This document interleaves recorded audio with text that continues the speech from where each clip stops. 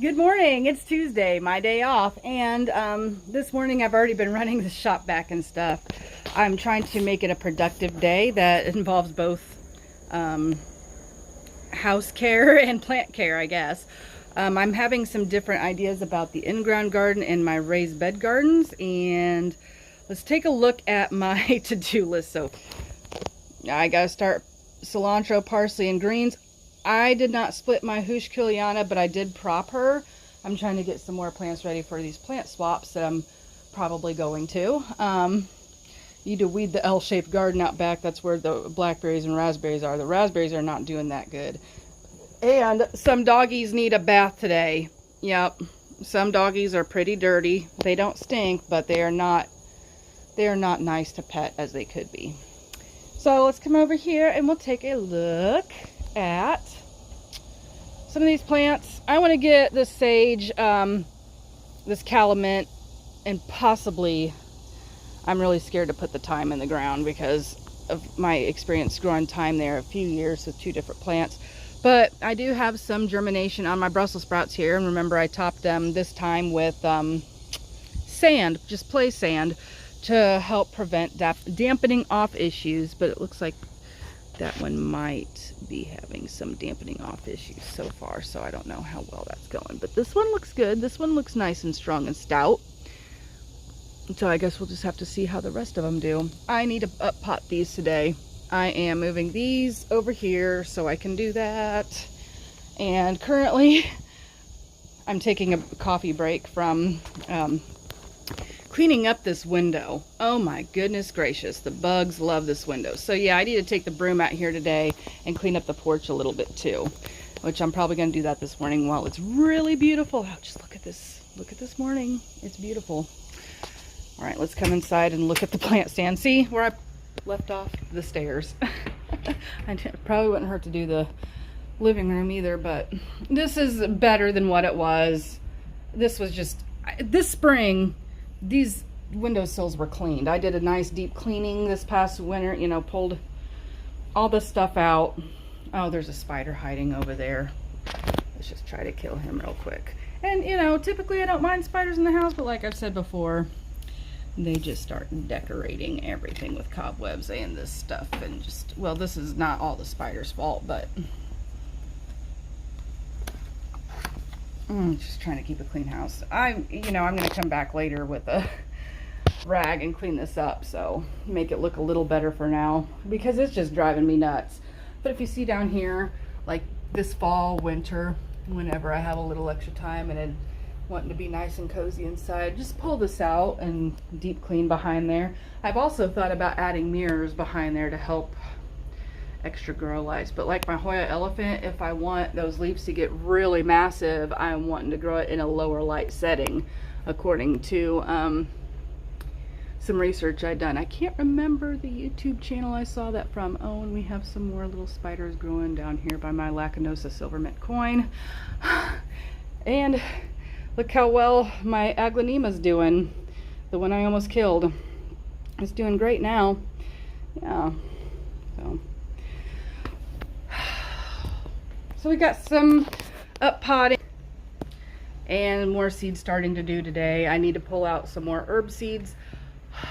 I definitely want to grow cilantro and parsley, you know, especially if I'm not having a banging garden this year.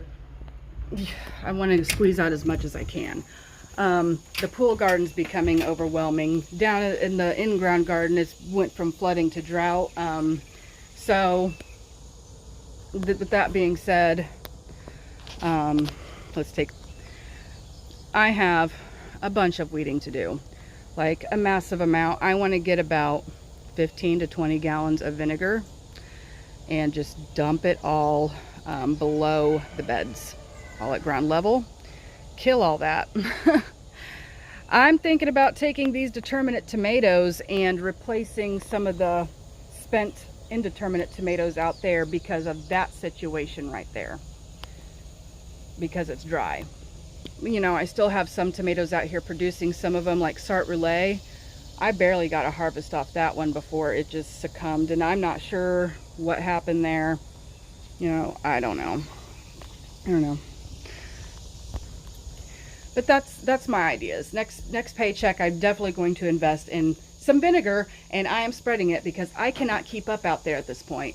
Like that landscape fabric out there is breathable, so it's easier for plants to go through. And so if I don't think that the breathable landscape fabric is ideal unless you're taking it up every year because of having to keep it clean and weeded. If you have dirt on there, you know, the roots are going to grow through that fabric and reach the ground. That's pretty common. I got to weed my landscape fabric. So, I mean, hopefully if I just can get the plants killed and get the debris off of the landscape fabric so they don't compost right there and create more dirt, I'll be in better shape. So I'm thinking a small plastic rake and the DeWalt blower in there is how I'm going to end up cleaning it. Cleaning the porch. I've been on the fence about this pilea, and you see I spilled coffee on my shirt in the process. This is a pilea involucrata Moon Valley, and it collects, I have it out here on my porch, and it probably needs to be in the house, but I feel like it needs more humidity than other pilea because the leaves brown. But then out here on the porch too, it's still kind of browns a bit, so I'm not sure what the exact cause of that is. All I know is I'm not in love with this plant. I'm in love with the texture.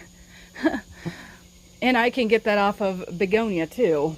And I just, you know, there's two in there. Maybe I should just split it up and keep a small one and then split this up and use it for the plant swap too, because I love the texture of it. But then again, I could get that in a begonia. But then again, if I grow the begonia on the porch, is it going to have the same results? See the conundrum here? See the conundrum. Yeah, but I think I got the porch pretty well cleaned up now. I mean, it's not perfect, but again, it's summertime and it's an uphill battle. I work full time and I live here most of the time alone. So, I guess it's time to start some seeds, or actually I want to up pot those sprouts. Well, listen, I thought about just skipping this part and showing you after I've up potted it, but I thought maybe we'd want to see deeper into what's going on with these Brussels sprouts, because if you look at the stems, you know, they look like they could be experiencing some dampening off, but then they're still growing, and so they definitely need up potted. So I'm going to take, I like to do this. These trays are actually pretty sturdy. I'd repurchase these seed starting trays again. And I ordered some Hoya seed. Can't exactly remember who from right off the top of my head, but I wanted to start Hoya from seed. I've watched, gosh, who is she? Plant Therapy Mo and Mo or something like that. She also sells on Palm Street. But she grew out Hoya from seed beautifully, and then that sparked my interest. Hey, you could probably grow Hoya from seed.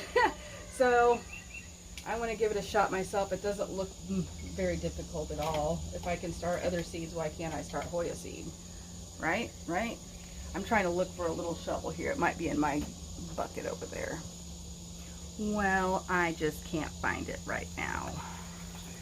I know I got one inside the house by the plant stand, but I've already got my fingers down in there.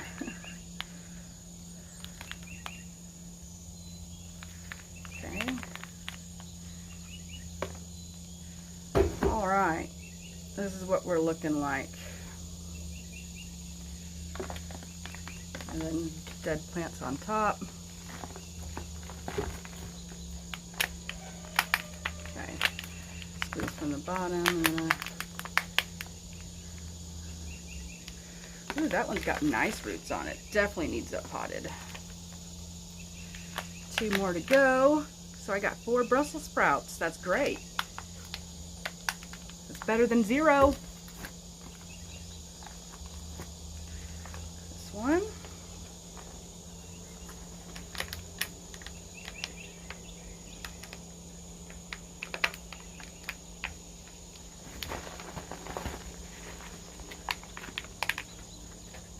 Come on, get out of there. It's feeling like the roots are a little stuck to the side or something like that. But there's that one too.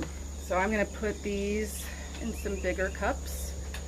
Probably together for now because I just don't feel like getting out those 3-ounce cups. Plus, how much bigger are those 3-ounce cups than this?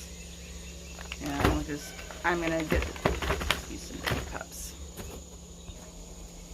So I've got these, and I've also still got my soil mixed with the sand in there, and I'm going to use that so hopefully I won't experience root rot from jumping quite the size.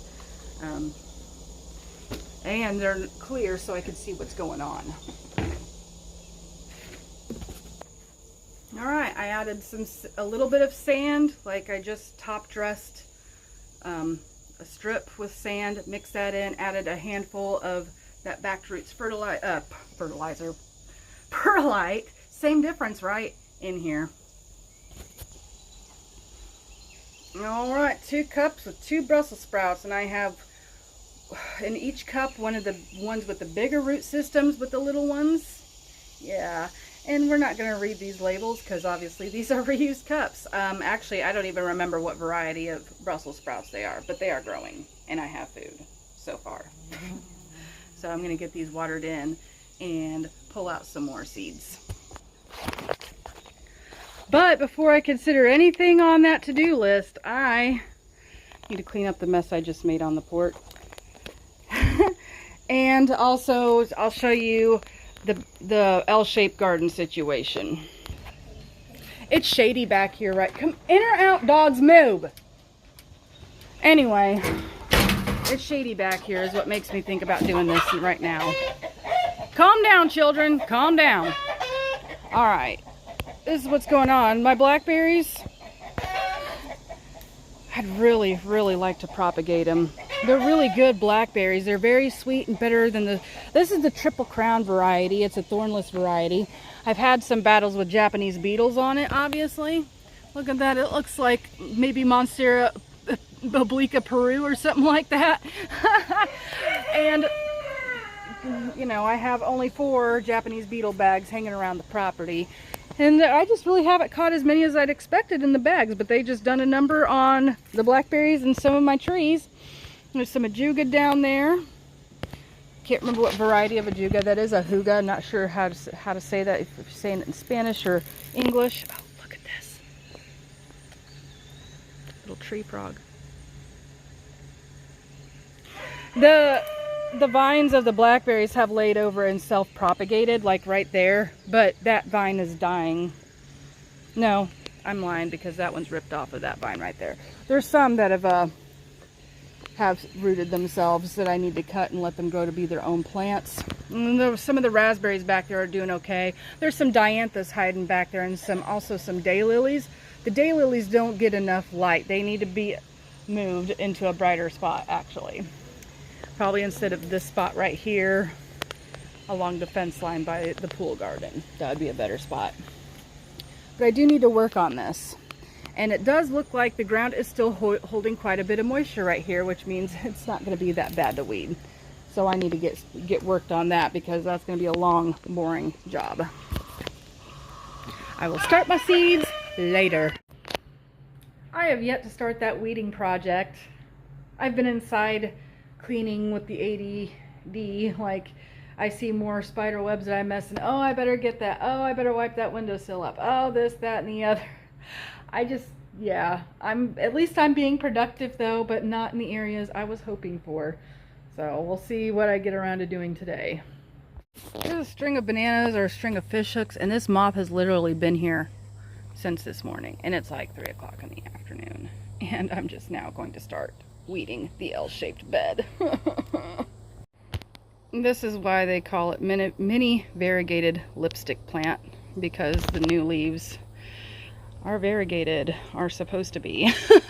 I find the plant's green, totally green a lot of times, but that's okay. I'm not for it for the variegation. I want it for the blooms. The variegation's nice too. I just split her and repot her because I'm having a hard time keeping up with the watering. She's getting quite full and even split in twine. She's still a pretty big full plant.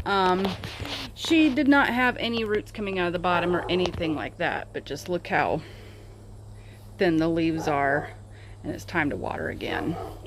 So that just means I got to share her. And I do need to fix this piece of rope hanging down so that it looks better.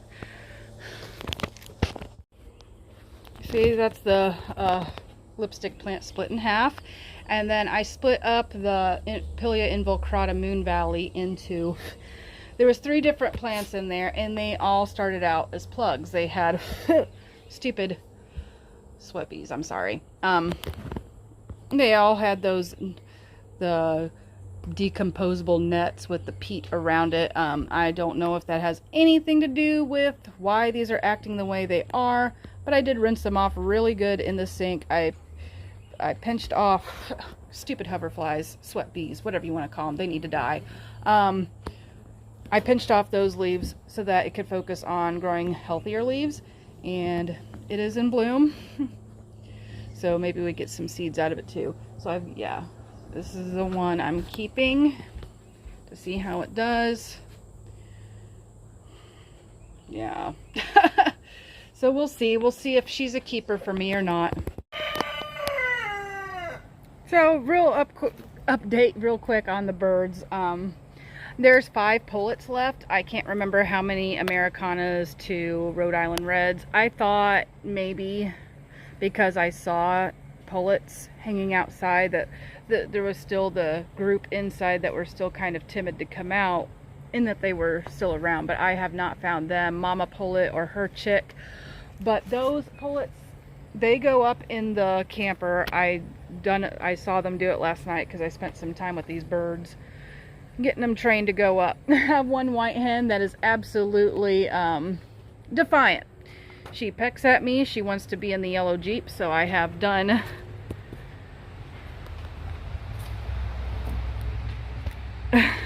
this number right here to keep chickens from going in there. They like to sit on the seat, lay on the floorboard. Yeah, don't they, Junior? And you don't tell them any better. Keep your girls in line. I don't want no beak. I want you to get your girls in line. So, yeah, so far, as far as that goes, everything's stayed steady except where I have missing pullets. And mama pullet and her chick. But I guess they're all pullets, so that's not a lie. Anyway, I'm getting ready to listen to the word and do my weeding. I've got some lemonade here for that awesome time of dealing with this mess. So I'm going to get off here for the day. It's been pretty productive for a day off. It's been a beautiful day out, not too hot. Overcast for the most part. Hopefully that means rain. Anyway, guys, I love you, and so does Jesus. God bless.